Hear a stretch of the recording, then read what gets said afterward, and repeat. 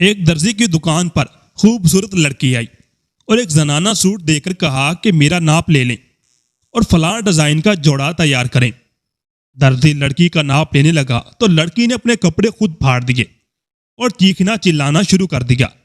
لڑکی کی چیخو پکار سن کر درزی کی دکان میں لوگوں کا ہجوم اکٹھا ہونا شروع ہوا۔ لڑکی نے لوگوں سے کہا کہ میں تو ادھر کپڑے سلوانے آئی تھی، لیکن اس درزی نے میرا ریپ کرنے کی کوشش کی ہے۔ وہ تو شکر ہے آپ لوگ آ گئے ہیں، ورنہ میری عزت آج خطرے میں تھی۔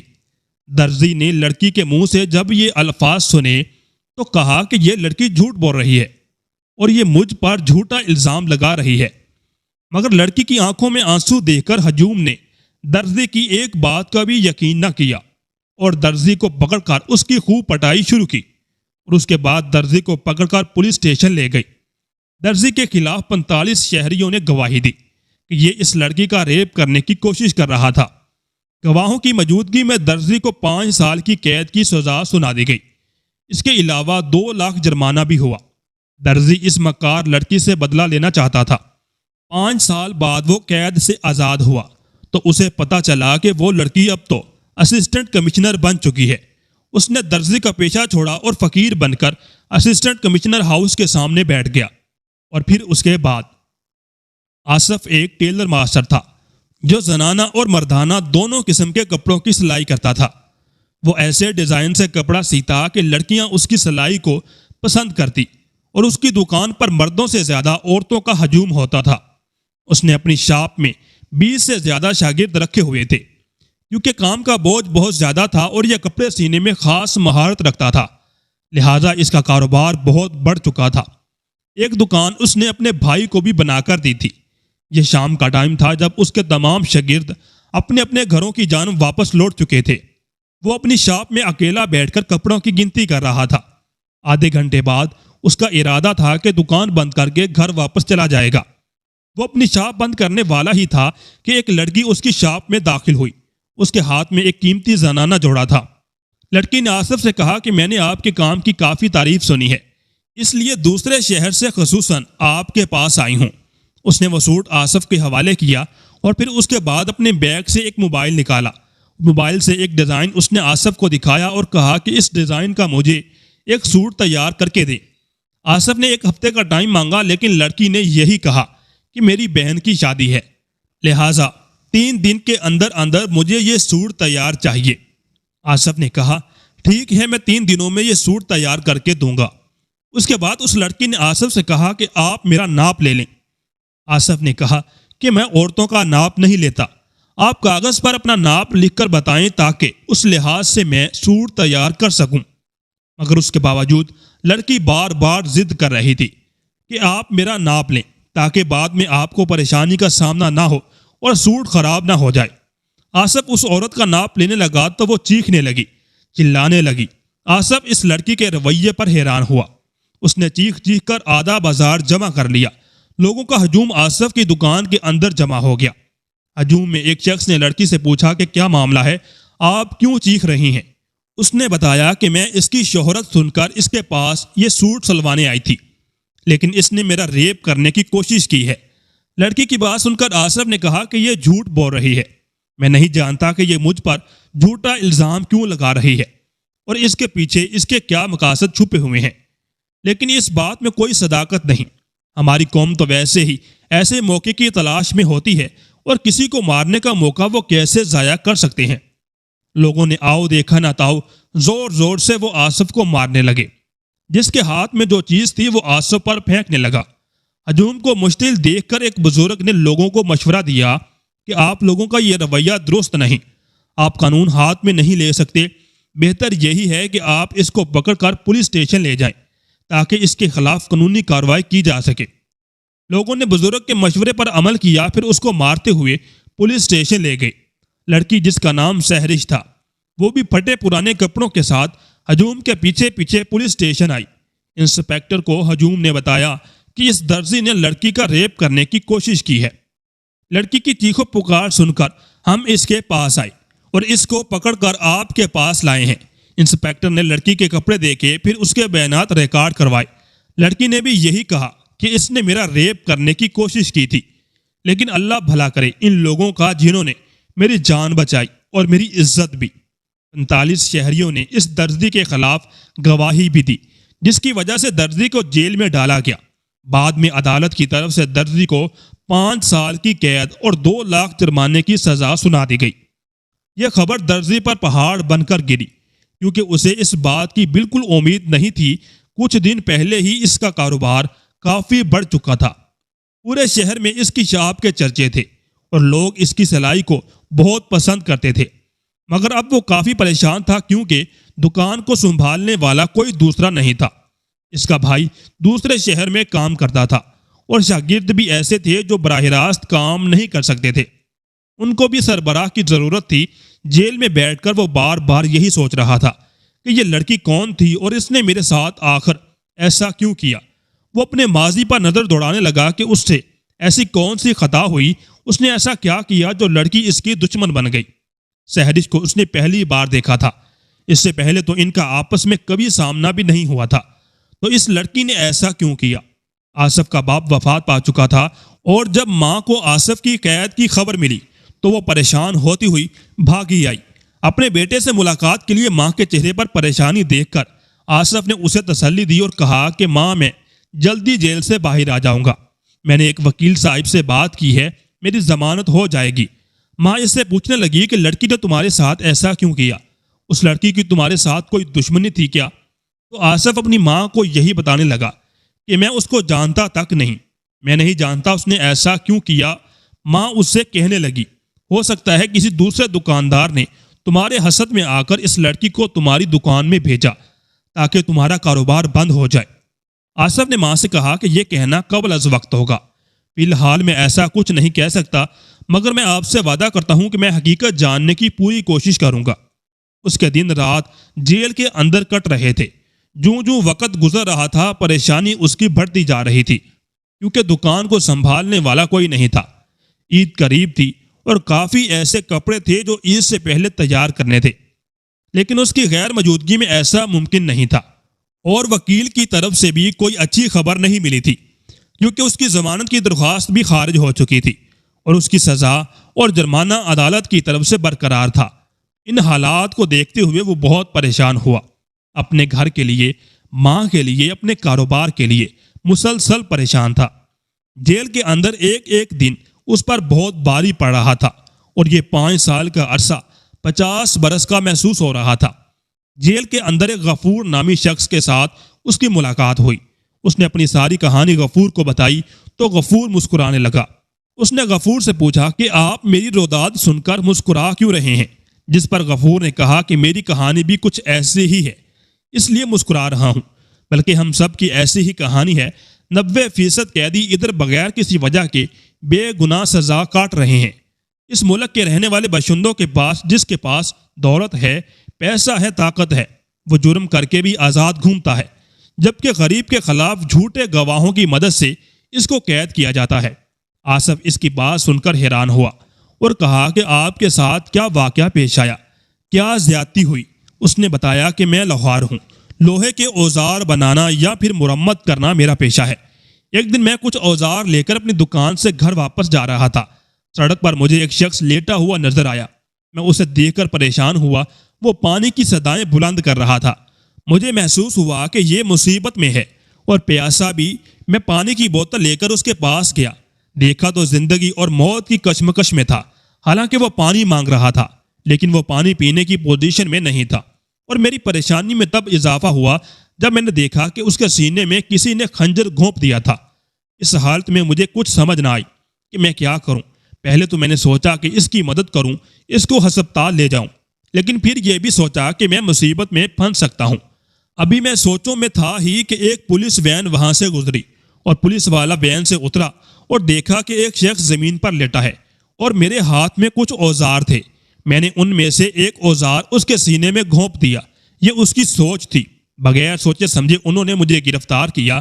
میں اپنی صفائی میں بار بار یہی کہنے لگا تھا کہ میں نے اسے سڑک پر لیٹے دیکھا تھا، راستے میں زخمی حالت میں پڑا تھا، میں اس کی مدد کرنے والا ہی تھا کہ آپ لوگ ادھر آ پہنچے اور مجھے پکڑ لیا، لیکن انہوں نے میری کسی بات کا یقین نہ کیا۔ آدمی دم توڑ چکا تھا، اور مجھ پر قتل کا الزام لگ گیا۔ مجھے اس جیل میں 8 سال ہو چکے ہیں اور قتل کے جرم میں مجھے عمر قید کی سزا سنا دی گئی، مگر اب میں اس قید سے بیزار آ چکا ہوں اور میرے دل کی خواہش ہے کہ مجھے پھانسی کی سزا ہو جائے۔ یہ سن کر آصف کہنے لگا، آپ کیسی باتیں کر رہے ہیں؟ کیا آپ کو اپنے گھر والوں کا کوئی احساس نہیں؟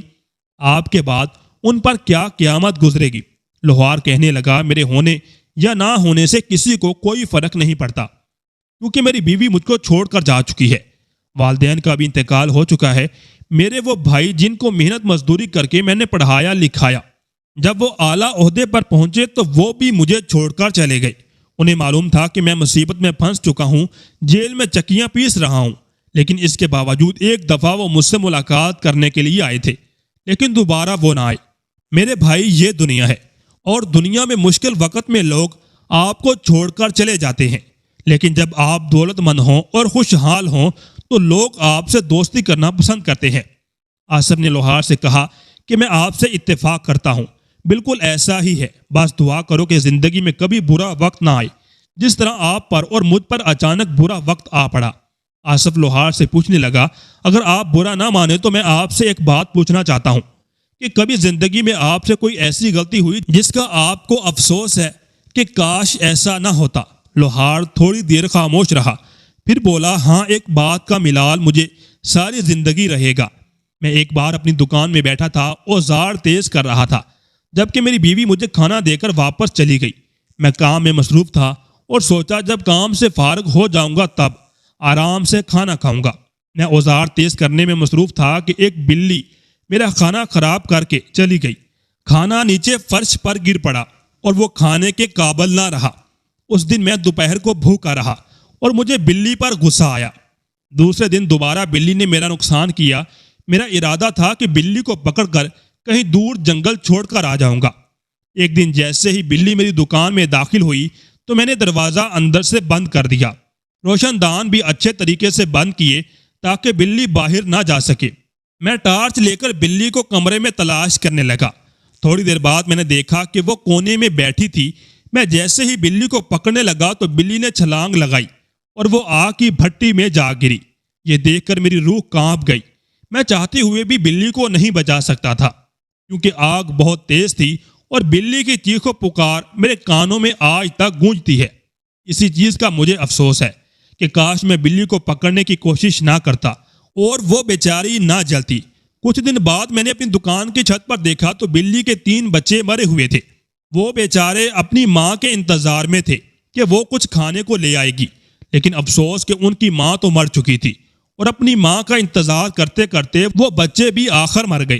کبھی کبھی مجھے ایسا محسوس ہوتا ہے جس کیس میں میں بری طرح پھنس چکا ہوں، جبکہ میرا قصور بھی نہیں، شاید مجھے اس بلی کی آل لگی ہے۔ اس کے بعد لوہار نے آصف سے پوچھا کہ کبھی آپ کو بھی زندگی میں کوئی پچھتاوا ہوا؟ آصف نے لوہار کو جواب دیا کہ زندگی میں مجھے کوئی پچھتاوا تو نہیں، بس کچھ لوگ میری زندگی سے چلے گئے ہیں، ان کی کمی آج تک محسوس کرتا ہوں۔ دن رات بدلتے گئے، پتہ نہ چلا کہ 5 سال گزر گئے۔ یہ آصف کا جیل میں آخری دن تھا۔ وہ لوہار کے گلے ملا۔ اس دن لوہار کی آنکھوں میں آنسو تھے کیونکہ ان 5 سالوں میں آصف اس کا بہترین دوست بن چکا تھا جو اپنے دکھ سکھ کی باتیں اس سے شیئر کرتا تھا، اور آصف کے علاوہ جیل میں ایسا کوئی شخص نہیں تھا جو لوہار کے اتنا نزدیک ہو۔ آصف جیل سے تو آزاد ہو چکا تھا، لیکن اس کے دل میں غصہ تھا اس لڑکی سہرش کے خلاف۔ وہ سہرش کو نہیں بھول سکتا تھا جس کی وجہ سے اس کا سارا کاروبار برباد ہو چکا تھا۔ آصف کے سارے شاگرد اسے چھوڑ کر چلے گئے تھے اور دوسری دکانوں پر کام کرنا شروع کر دیا تھا۔ نئے سرے سے کام کرنا اتنا آسان معاملہ نہیں ہوتا کیونکہ 5 سال کے عرصے میں کافی کچھ بدل چکا تھا۔ اس علاقے میں نئی دکانیں آ چکی تھی، کچھ بوتیک بھی بن چکے تھے جہاں ریڈی میڈ کپڑے ملتے تھے۔ آصف کی ماں کو اس بات کا علم ہو چکا تھا کہ آصف اس لڑکی کی تلاش میں ہے اور دن رات بہت بے چین رہتا ہے۔ اس نے جب اپنے بیٹے کے ارادے دیکھے تو اسے منع کیا اور کہا، بیٹا جو ہو گیا سو ہو گیا، پتہ نہیں وہ کسی دشمن کی سازش تھی یا پھر کیا تھا، تم اس لڑکی کو بھول جاؤ۔ مگر وہ اپنی ماں سے بار بار یہی کہتا کہ ایسی لڑکی کو میں کیسے بھول سکتا ہوں جس نے مجھے تباہ و برباد کیا۔ پورے علاقے میں میری بدنامی ہوئی اور اس کے علاوہ کافی دوست ایسے بھی ہیں جو مجھ سے دور چلے گئے۔ صرف اس عورت کی وجہ سے میں زندگی میں ایک بار تو اس کا سامنا ضرور کروں گا اور اس سے پوچھنا چاہوں گا کہ اس نے آخر ایسا کیوں کیا۔ کافی عرصے تک وہ سحرش کو تلاش کرتا رہا لیکن وہ اسے نہ مل سکی۔ آصف کے کچھ دوست تھے، اس نے ان کے ذمہ لگایا کہ فلاں نام کی لڑکی اس کے بارے میں پتہ کرو کہ وہ کہاں ہے، کیا کر رہی ہے۔ تقریباً 1-1.5 ماہ بعد اس کے دوست نے آصف کو بتایا کہ سحرش کا پتہ چل چکا ہے، اس کا گھر کا ایڈریس بھی مل چکا ہے، لیکن میں تمہیں یہی مشورہ دوں گا کہ اس لڑکی سے دور رہو، بہتری اسی میں ہے۔ آصف نے پوچھا کہ میں اس سے دور کیوں رہوں؟ اس نے بتایا کہ وہ مقابلے کا امتحان کلیئر کر کے اسسٹنٹ کمشنر کے عہدے پر فائز ہو چکی ہے۔ آصف نے کہا اگر وہ آفیسر بن چکی ہے تو کیا ہوا، اسے جواب تو دینا پڑے گا۔ آصف کو یقین نہیں آ رہا تھا کہ وہ لڑکی آفیسر کیسے بن گئی، جبکہ وہ تو مکار تھی، ایک جھوٹی لڑکی جس کی وجہ سے میرا مستقبل خراب ہوا، جس نے 45 لوگوں کو بیوقوف بنایا۔ سارے اس کی بات پر یقین کر رہے تھے کہ وہ سچ بول رہی ہے۔ اس قسم کی لڑکی اعلیٰ عہدے پر کیسے فائز ہو سکتی ہے؟ لہٰذا وہ خود اس بات کی تصدیق کرنا چاہتا تھا کہ وہ آفیسر بنی ہے یا نہیں۔ اگلی صبح وہ گھر سے نکلا اور اسسٹنٹ کمشنر ہاؤس کے سامنے بیٹھ گیا۔ تھوڑی دیر بعد اس نے دیکھا کہ بڑی سی گاڑی میں سحرش گھر سے باہر آ رہی تھی۔ اس کی سیکیورٹی بھی کافی سخت تھی۔ سحرش کو دیکھ کر وہ حیران ہوا۔ 5 سال میں بیتا زمانہ یاد آیا اسے، جس دن اس کی دکان میں وہ آئی تھی اور اپنے کپڑے پھاڑ دیے تھے۔ زیادہ سیکیورٹی کی وجہ سے وہ سحرش سے بات نہیں کر سکتا تھا، حالانکہ وہ بات کرنا چاہتا تھا۔ وہ بھیس بدل کر ایک فقیر کے روپ میں اسسٹنٹ کمشنر ہاؤس کے سامنے بیٹھ گیا کہ شاید کبھی نہ کبھی سحرش اس پر ترس کھائے اور بھیک میں کچھ پیسے دے دے۔ یہی موقع ہوگا جب میں اس سے بات کر سکوں گا، اسے بتا سکوں گا کہ اس نے میرے ساتھ آخر ایسا کیوں کیا۔ مگر افسوس کہ کبھی بھی وہ اپنے مقصد میں کامیاب نہ ہو سکا۔ سحرش نے کبھی بھی اسے بھیک دینے کی بھی کوشش نہ کی، بلکہ 1 ماہ گزر چکا تھا۔ سحرش نے ایک نظر اٹھا کر بھی اسے نہیں دیکھا تھا۔ اس کی ہر طرح کی کوشش ناکام ہو چکی تھی۔ وہ اپنا درزی کا پیشہ چھوڑ چکا تھا، مگر ایک دن اس کے دل کی مراد پوری ہوئی جب اس نے اخبار میں ایڈ دیکھا۔ اسسٹنٹ کمشنر ہاؤس کے لیے ایک صفائی کرنے والی کی ضرورت تھی جو جھاڑو دے سکے۔ اس جاب کے لیے آصف نے اپلائی کیا اور اس کی سلیکشن ہو گئی۔ اب وہ آسانی سے سحرش کا سامنا کر سکتا تھا۔ وہ اس موقع کی تلاش میں تھا کہ کسی طرح سحرش کے روبرو آ سکے۔ ایک دن وہ جھاڑو دے رہا تھا اور سحرش اپنے آفس میں اکیلی تھی۔ یہ موقع اچھا تھا۔ آخرکار اس نے موقع کا فائدہ اٹھاتے ہوئے سحرش کے آفس میں گیا، جیب سے چاقو نکالا، سیکیورٹی گارڈ آصف کی طرف لپکا۔ آصف نے وہ چاقو جلدی سے سحرش کی گردن پر رکھا اور دھمکی دی کہ اگر کوئی بھی میرے قریب آیا یا مجھے سحرش سے بات کرنے میں رکاوٹ پیش آئی تو میں اس کی گردن کاٹ دوں گا۔ سحرش کے حکم پر تمام سیکیورٹی گارڈ واپس اپنی اپنی پوزیشن پر چلے گئے۔ تب آصف نے جلدی سے دروازہ اندر سے لاک کر دیا۔ پھر سحرش سے کہا کہ تم مجھے پہچانتی ہو؟ اگر مجھے بھول چکی ہو تو میں خود ہی بتلا دیتا ہوں کہ میں وہی آصف ہوں جس کی دکان میں آج سے 5 سال پہلے آپ آئی تھی۔ تم نے میرے ساتھ ایسا کیوں کیا؟ تمہاری میرے ساتھ ایسی کیا دشمنی تھی؟ سحرش کافی دیر خاموش رہی، پھر آصف کی طرف دیکھ کر بولی کہ میں نے اپنی بہن کا بدلہ لیا ہے۔ اس کی بات سن کر آصف حیران ہوا۔ کہا کہ کیسی بہن کا بدلہ؟ میں کچھ سمجھا نہیں، میں نے تمہاری بہن کے ساتھ کیا کیا؟ سحرش نے کہا کہ میری بہن فاطمہ۔ فاطمہ کا نام سن کر آصف کے رونگٹے کھڑے ہو گئے۔ کافی دیر اسے کچھ سمجھ نہیں آ رہا تھا کہ وہ آخر کھڑا کہاں ہے۔ سحرش نے روک کر کہا کہ تم نے میری بہن کے ساتھ جو کیا میں کسی صورت معاف نہیں کر سکتی تھی۔ یہ تو شکر کرو کہ تمہاری جان بچ گئی، ورنہ تمہیں جان سے مارنے کا میرا منصوبہ تھا۔ تمہاری وجہ سے میری بہن فاطمہ نے خودکشی کی کوشش کی تھی، لیکن شاید اس کی زندگی کے دن باقی تھے کہ وہ بچ گئی۔ تم نے جب میری بہن کو ریجیکٹ کیا، رشتے سے انکار کیا، اس دن اس نے تیسری منزل سے چھلانگ لگائی تھی، اپنی زندگی ختم کرنے کی کوشش کی تھی، لیکن درخت کی جھاڑیوں کی وجہ سے اس کی جان بچ گئی۔ آصف نے کہا کہ انکار میں نے نہیں بلکہ فاطمہ نے مجھ سے شادی کرنے سے انکار کیا تھا۔ دونوں کی ملاقات ایک پارک میں ہوئی تھی اور اس مختصر ملاقات میں ایک دوسرے سے محبت کر بیٹھے۔ آصف نے اپنی ماں کو فاطمہ کے گھر بھیجا تو آصف کی ماں روتی ہوئی گھر واپس آئی۔ اس کی ماں نے آصف کو بتایا کہ انہوں نے نہ صرف رشتے سے انکار کیا ہے بلکہ بے عزت کر کے مجھے گھر سے بھی نکال دیا ہے۔ آصف نے فاطمہ کو فون کیا تو اس کا نمبر بند جا رہا تھا۔ وہ بار بار فون کر رہا تھا لیکن فاطمہ کا نمبر مسلسل بند تھا۔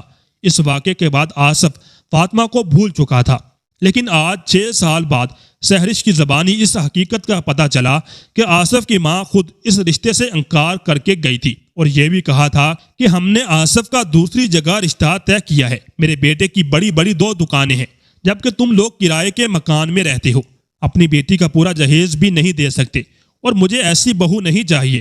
اس دن میں نے ٹھان لیا کہ میں سخت محنت کروں گی، اس معاشرے میں اپنا مقام پیدا کروں گی، کیونکہ غریب کی اس معاشرے میں کوئی عزت نہیں، سب لوگ پیسے کو پوجتے ہیں۔ بس یہ سن کر آصف اپنی ماں کی طرف بھاگا۔ گھر جا کر ماں سے پوچھا کہ ماں، تم نے میرے ساتھ آخر ایسا کیوں کیا؟ میں تمہاری اولاد نہیں تھا کیا؟ تمہیں اپنی اولاد کی خوشیاں عزیز نہیں تھی کیا؟ آصف کی ماں کافی شرمندہ تھی، کہنے لگی بیٹا مجھے معاف کر دو، مجھ سے بہت بڑی غلطی ہو گئی۔ میں اپنی بھانجی کو اس گھر کی بہو کی شکل میں دیکھنا چاہتی تھی، لیکن تم اس فاطمہ سے محبت کر بیٹھے۔ مگر اب میں اپنی غلطی کا کفارہ ادا کرنا چاہتی ہوں، میں خود فاطمہ سے معافی مانگوں گی۔ آصف اپنی ماں کے ساتھ فاطمہ کے گھر روانہ ہوا۔ فاطمہ نے ابھی تک شادی نہیں کی تھی۔ آصف کی ماں نے اسے معافی مانگی اور یوں فاطمہ آصف کی زندگی میں واپس آئی۔ دونوں نے ایک دوسرے سے کافی گلے شکوے کیے، لیکن چونکہ ابھی بھی ان کے دل میں ایک دوسرے کے لیے جگہ تھی، لہٰذا انہوں نے ایک دوسرے کو معاف کر دیا۔ اللہ پاک سے دعا ہے کہ کسی کے پیار میں بھی امیری یا غریبی رکاوٹ نہ بنے۔